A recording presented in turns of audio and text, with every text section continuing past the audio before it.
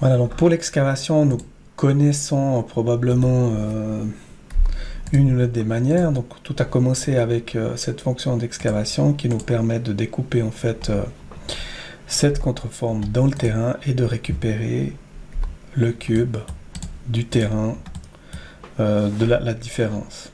Ça, c'est une première manière de faire. Il existe plusieurs autres manières. Nous allons voir maintenant probablement une qui est pas forcément connue de la plupart des utilisateurs. Elle est arrivée en cours de version. C'est celle qui va me permettre donc d'excaver en réglant certains paramètres.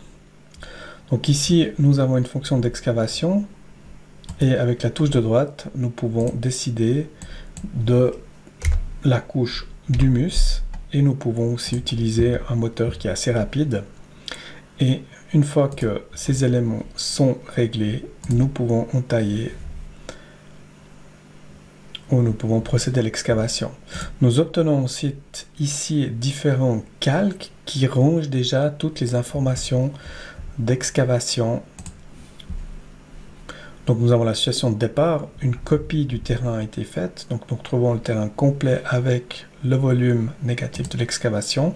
Nous avons ici le terrain excavé, nous avons la partie intersection complète et nous avons la partie donc qui serait exportée vers une machine, un engin de chantier ou autre avec vraiment le minimum d'informations.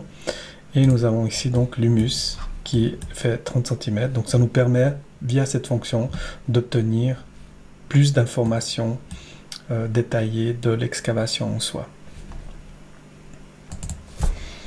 Voilà, donc si on voudrait récupérer maintenant cette information en 2D pour aller sur une machine de chantier, eh bien, si vous avez vu la vidéo précédente, il suffira de la sélectionner, CTRL-C, et puis de venir l'importer dans un 2D vide ou copier-coller A pour la positionner de manière géoréférencée.